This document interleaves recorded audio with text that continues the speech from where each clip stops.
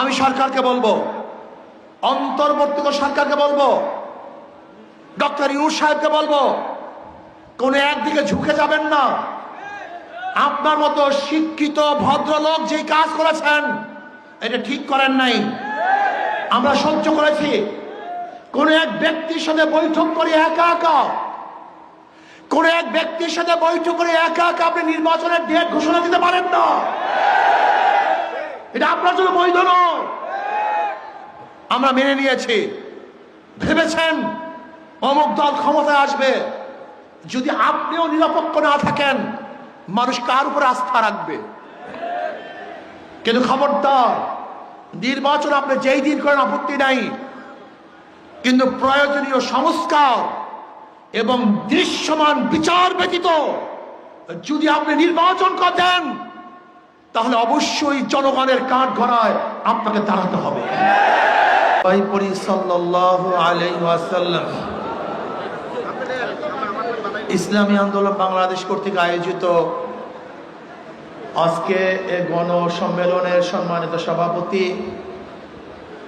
জাতির শ্রেষ্ঠ সন্তান, শ্রদ্ধাভাজন ওলামায়ে কেরাম, সর্বস্তরের ইসলাম প্রিয় দেশপ্রেমিক ভাইয়ার আমার, আল্লাহ পাকের শুকর, প্রচন্ড বৃষ্টির মধ্যেও আল্লাহ পাকের একদল সৈনিকরা সব কিছু উপেক্ষা করে ইসলামের জন্য, দেশের জন্য, মানবতার জন্য এখানে আসার তৌফিক দান করতেন। শুকরিয়া দান সবাই বলে আলহামদুলিল্লাহ। দীর্ঘক্ষণ পর্যন্ত আপনারা বক্তব্য শুনেছেন। ইসলামী আন্দোলন বাংলাদেশ সংস্কার, বিচার, নির্বাচন, এই তিনটা দাবিকে সামনে রেখেই বর্তমানে অন্তর্বর্তী সরকার ক্ষমতা গ্রহণ করেছিল। ইসলামী আন্দোলন বাংলাদেশ বলেন যে যেই তিনটা জিনিসকে সামনে নিয়ে আপনি সরকার গঠন করেছেন, সেই সংশোধন, সংস্কার এবং বিচার, দৃশ্যমান বিচার করার পরে নির্বাচন দিবেন। এখানে আমাদের সময় কোনো ব্যাপার না, যদি কালকেও নির্বাচন দেন কোনো আমাদের আপত্তি নেই, কিন্তু সংস্কারের ভিত্তিতে নির্বাচন দিতে হবে।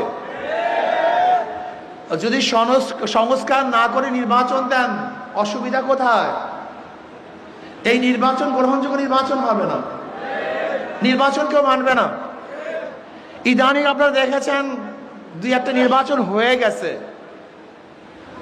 যারা নির্বাচনের পাগল ছিল, নির্বাচন দেন, নির্বাচন দেন, নির্বাচন দেন, তারাই এখন বলে আমরা অংশগ্রহণ করব না। যারা এতদিন বক্তব্য দিয়েছেন, যারা নির্বাচনে অংশগ্রহণ করবে না, তারা রাজনীতির থেকে ছিটকে পড়বে। যাদের 2 দিন আগের এই বক্তব্য ছিল, আজকে তারাই ঘোষণা দিচ্ছে আমরা নির্বাচন করব না।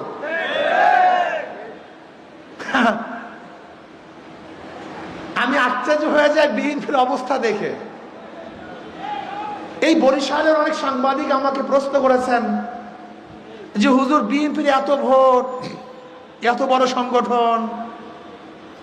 আমি বললাম বিএনপির কোনো ভোট নাই, আপনার বিএনপির ভোট দেখলেন কোথায়? হুজুর এত ভোট। বলেন না, আসলে এই ভোট একসময় ছিল মুসলিম লীগের, তখন বিএনপির ভোট ছিল। ভোট ছিল কাদের? মুসলিম লীগের।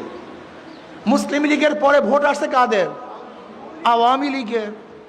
আওয়ামী লীগের পরে ভোট আসছে কাদের? বিএনপির। বিএনপির পরে ভোট আসছে জাতীয় পার্টির। এরপরে জোটবদ্ধ ভোট, তার মানে ভোট পরিবর্তনশীল, এটা স্থায়ীকার ভোট নয়। ভোট মানুষ কেন দেয়?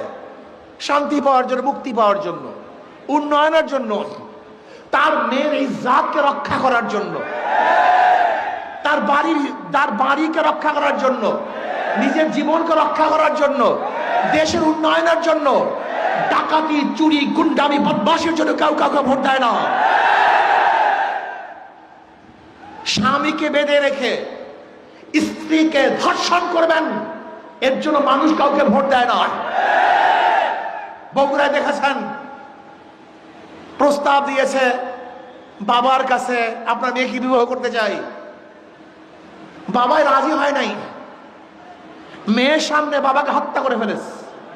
এই বিএনপি, অন্য কেউ না, বগুড়ায় ঘটনা।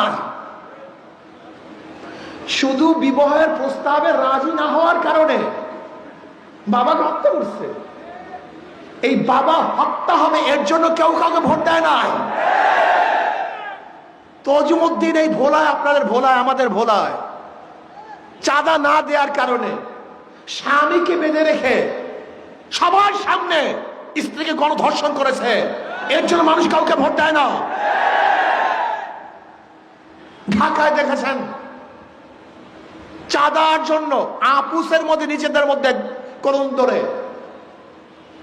নিজের দলের লোকদেরকে পাথর মেরে সবার সামনে হত্যা করেছে। নিজের জীবনকে বিসর্জন করার জন্য কেউ কাউকে ভোট দেয় না। আপনারা দেখেছেন বিএনপি অফিস করছে, 1 বছর পরে ভাড়া চাওয়ার জন্য গেছে, শুধু ভাড়া চাওয়ার জন্য গেছে, এর জন্য মালিককে হত্যা করছে, এর জন্য মানুষকে ভোট দেয় না। হসপিটালে সিরিয়াল একটু আগে না পাওয়ার কারণে বিএনপির লোকজন ডাক্তারকে ঠেকিয়ে দিয়েছে, এর জন্য কেউ কাউকে ভোট দেয় না। সোহাগ পরিবারের সামনে, সোহাগ পরিবহনের সামনে, অফিসের সামনে সিগারেট পান করতেছিল, শুধু সেই লোকজন বলেছে একটু সরে তারপর পান করেন। আর আপনারা জানেন ওপেনে সিগারেট পান করা আমরা বাংলাদেশের আইনের খেলাফ, এটা আইনে নাই।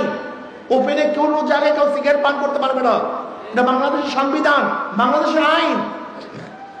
শুধু এতটুকু অনুরোধ করছে একটু পাশে সরে তারপর সিগারেট পান করেন। শুধু এতটুকুর জন্য সোহাগ পরিবারের গাড়ি সহ অফিস ভেঙ্গে, মালিকের বাড়ি ভেঙ্গে চুরমার করে ফেলছে, এর জন্য মানুষকে ভোট দেয় না। আপনারা কতটা ঘটনা বলবো, চাঁদা না দেওয়ার কারণে এতদিন আয়না ঘর করেছে শেখ হাসিনা, এখন আয়নাঘর করেছে ছাত্র দলের লোকজন। আপনারা সবাই দেখেছেন কথা না বলার কারণে, না শোনার কারণে ঘুষি লাথি প্রতিদিন চলতেছে। এর জন্য মানুষ রাজনীতি করে না। মানুষ কি চায়? মানুষ কি চায়? শান্তি, মানুষ চায় মুক্তি। আমার মেয়ে হাঁটবে, নিরাপদে হাঁটবে, আমার ছেলেটা বের হবে, নিরাপদে ঘরে ফিরবে, এই দোকানদাররা ব্যবসা করবে, নিরাপদে ব্যবসা করবে, চাকরিজীবীরা চাকরি করবে, নিরাপদে চাকরি করবে। বরিশাল শহরে কেউ বিল্ডিং করবে নিজের জমিতে, সেখানে চাঁদা দিতে হবে কেন? কেন চাঁদা দিব? কাকে চাঁদা দিব? কারণটা কি? আমি আমার জমিতে ঘর করব, কেন চাঁদা দিব? আমি সরকারি লাইসেন্স নিয়ে গাড়ি চালাবো, ওই গুন্ডাদেরকে কেন আমি চাঁদা ব্যয় করবো? কারণটা কি? এমন কোন জায়গা নেই যেখানে চাঁদাবাজি নেই। এর জন্য মানুষ রাজনীতি করে। আপনারা দেখেছেন কাবিখা টিআরের বস্তায় বস্তায় চাল বিভিন্ন বিএনপি লিডারদের বাসা থেকে উদ্ধার করা হয়েছে, এর জন্য মানুষকে ভোট দেয় না। প্রিয় জনগণ ভাইয়েরা আমার, এখনো ক্ষমতায় যায় নাই বিএনপি, এখনো ক্ষমতায় যায় নাই। এরপরে তাদের অবস্থা এই, ভয় আছে যেতে পারি কি পারি না, যদি অপকর্ম করে মানুষ ভোট দিবে না। এই ভয়ে ভয়ে যে কাজগুলি করতেছে, যখন ভয় থাকবে না, যখন ক্ষমতা চলে যাবে, এই দেশটার অবস্থাটা কি হবে বলেন তো? এখনো ক্ষমতায় যেতে পারবে কি পারবে না, অপকর্ম করলে সেই ভয় আছে। তারপরও এই কাজ, যখন ক্ষমতা চলে যাবে এই দেশটাকে নরকে পরিণত করবে, জাহান্নামে পরিণত করবে। আমার জনগণ বন্ধুরা, আমার জনগণ বাবারা, আপনারা বারবার ভোট দিয়েছেন, 70-এ ভোট দিয়েছেন, 73-এ ভোট দিয়েছেন, এরপরে ভোট দিয়েছেন বারবার, বহুত ভোট আপনারা দিয়েছেন, কিন্তু ভাগ্যের পরিবর্তন দেখেন নাই, শান্তি পান নাই, জনগণের জানমালের ইজ্জতের রক্ষা হয় নাই। আবারও ভোট দিবেন, কাদেরকে ভোট দিবেন? দেখে শুনে বুঝে তারপর ভোট দিয়েন। আমরা চাই না এই দেশটাকে নরক করতে, আমরা চাই না এই দেশটাকে গুন্ডার দেশ বানাতে, আমরা চাই না দেশটা ধর্ষকদের দেশ হোক, আমরা চাই না দেশটা চাঁদাবাজের দেশ হোক, খুনিদের দেশ হোক, জালেমদের দেশ হোক। এইটা আমরা চাই না। আমরা চাই মানবতার দেশ, শান্তির দেশ, মুক্তির দেশ, যেখানে আমার গরিব বন্ধুরা না খেয়ে থাকবে না, বাংলাদেশের একজন জনগণ বস্ত্রহীন থাকবে না, আমার মা বোনরা ধর্ষিতা হবে না, কোন গরিবদের উপরে জুলুম অত্যাচার করা হবে না। মসজিদের মধ্যে ইমাম সাহেব বক্তব্য দিবে, কাউ উল্টা ফুলটা কাউর বিরুদ্ধে বক্তব্য দিলেই ওই গলা টিপে ধরবে, এরকম আর সমাজ আমরা দেখতে চাই না। আজকে বিএনপি হাজারো জায়গায় আল্লাহর জিকির বন্ধ করে দিয়েছে। আল্লাহর জিকির বন্ধ করবে এরকম কোন লোক আমরা দেখতে চাই না। আমরা চাই স্বাধীনভাবে দেশের মানুষ বসবাস করবে, সবাই চলাফেরা করবে। আজকে বিএনপি যে কাজ শুরু করছে, বিশ্বাস চরমনাইকে নিয়ে এসে মন্তব্য করছে, আমি মনে করি বাংলাদেশের প্রত্যেকটা মুসলমানদেরকে জাগ্রত হওয়া উচিত, মোহাম্মদেরকে জাগ্রত হওয়া উচিত, খাস করে বরিশালের প্রত্যেকটা মানুষের জাগ্রত হওয়া উচিত। এটা আপনাদের জন্য লজ্জা। আমাদের প্রতি কি স্লোগান দিয়েছে? নেশা খায়, মিথ্যা বলে, নেশা খায় পীর সাহেব চরমনাই, যাদের মাধ্যমে হাজারো গাঁজাখোর গাঁজা ছেড়ে দিয়েছে, হাজারো মদখোর মদের বোতল ভেঙে চুরমার করে ফেলেছে, হাজারো খারাপ লোকগুলি আল্লাহর ওলি হয়েছে। তাদের মধ্যে স্লোগান কি দেয়? মিথ্যা বলে, নেশা খায় পীর সাহেব চরমনাই। এ চরমনাই বাসী, বরিশাল বাসী, কখন নেশা খেলাম, কোন কথাটা মিথ্যা বললাম, ধরিয়ে দেন যে অমুক কথাটা মিথ্যা বলেছি।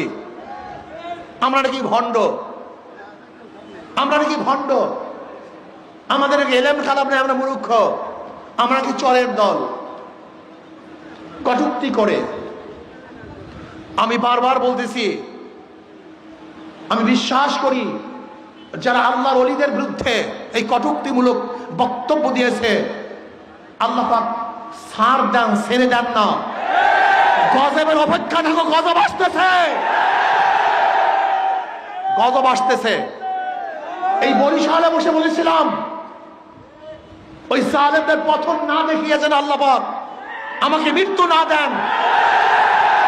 আজকে বলবো যে আলেম ওলামাদের বিরুদ্ধে আঙ্গুল তুলেছো, বক্তব্য দিয়েছো, আল্লাহ পাক রব্বুল আলামিন অবশ্যই ওদেরকেও শাস্তি দেবেন, গজব ফলাবেন, ভালো কোনো সন্দেহ নাই।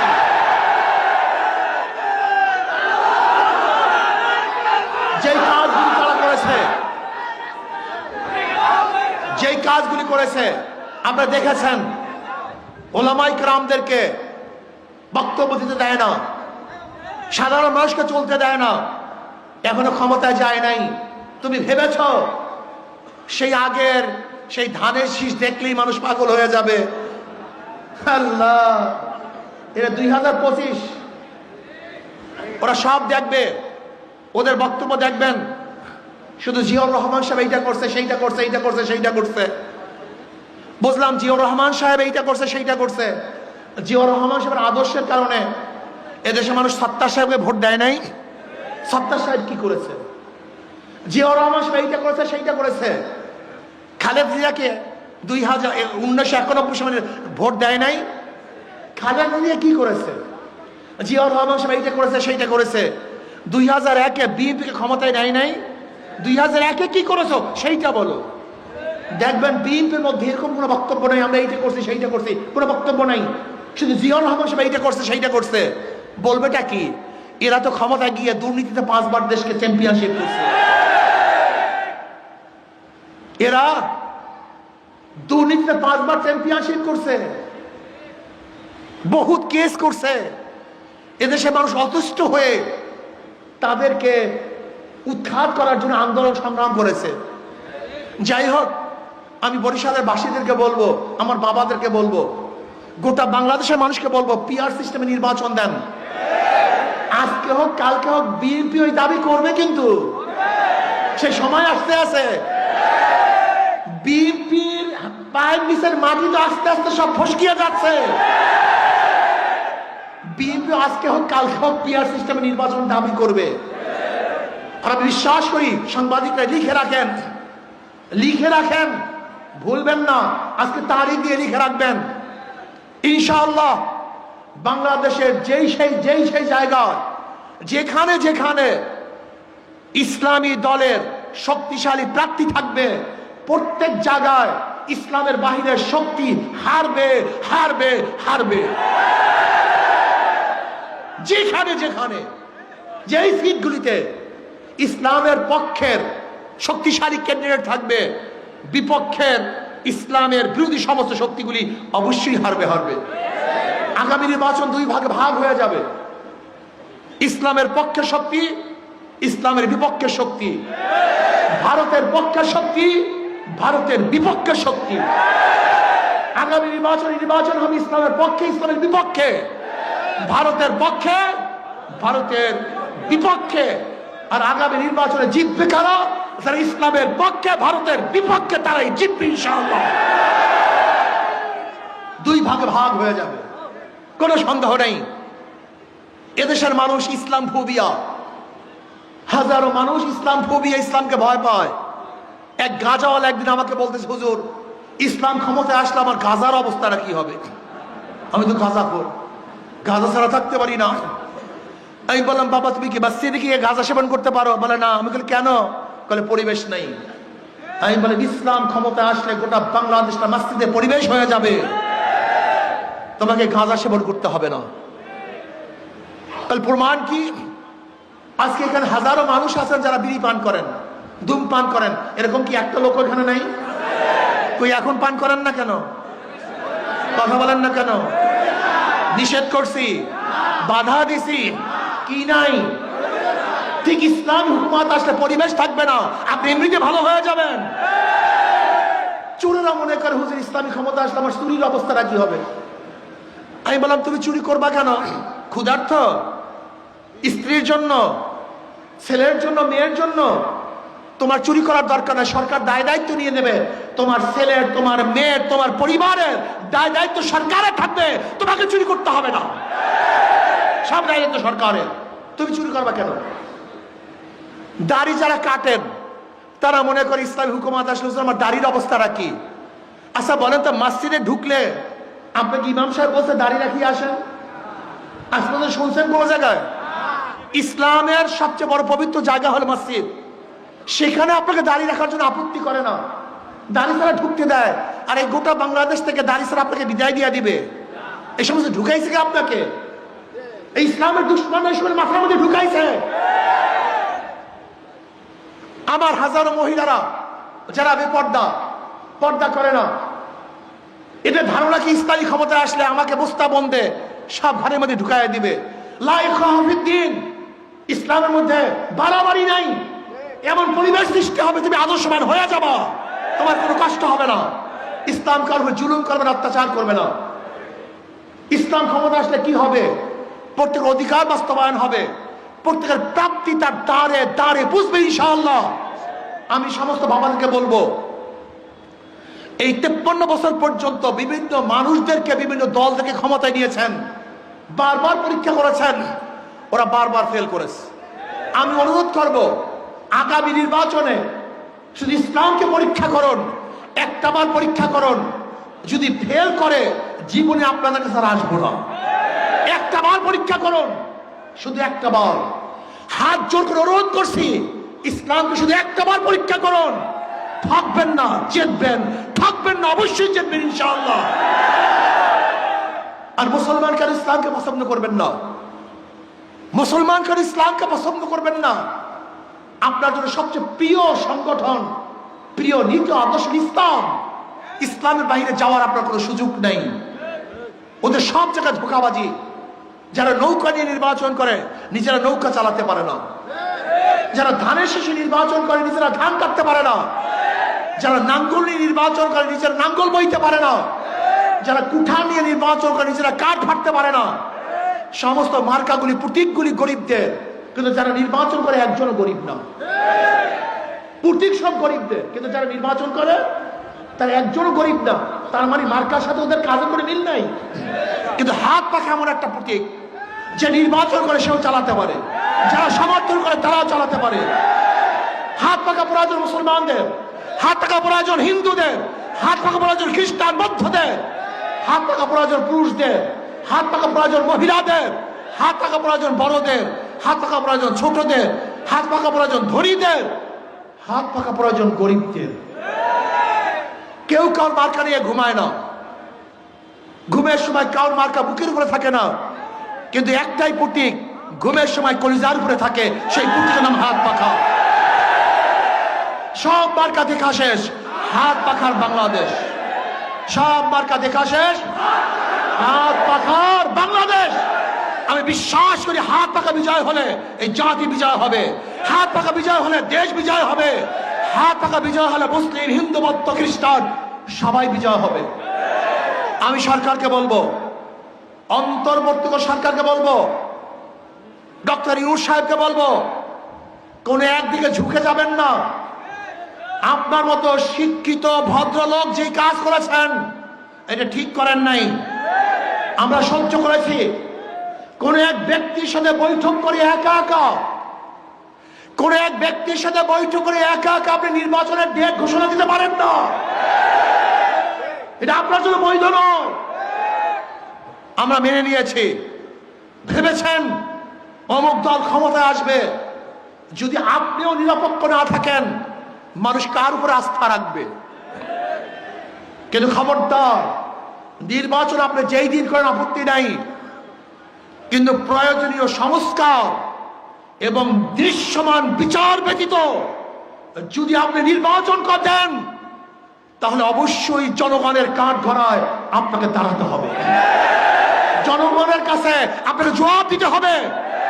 ইউনূস সাহেব আপনি তিনটা জিনিসকে সামনে নিয়ে ওই চেয়ারে বসেছিলেন, সংস্কার, দৃশ্যমান বিচার এবং নির্বাচন। আপনি শুধু নির্বাচন উপহার দিবেন, সংস্কার করবেন না এবং বিচার করবেন না, আপনি ওয়াদা খেলাপ করেছেন। আমরা বিশ্বাস করি যদি সংস্কার যদি নির্বাচন হয়, সেই নির্বাচন গ্রহণযোগ্য নির্বাচন হবে না, প্রশ্ন নির্বাচন হবে। যদি 1000% স্বচ্ছ নির্বাচন হয়, একদল বলবে কারচুপি হয়েছে, নির্বাচন ঠিক হয় না, ইঞ্জিনিয়ারিং হয়েছে, বিভিন্ন বক্তব্য দিবে।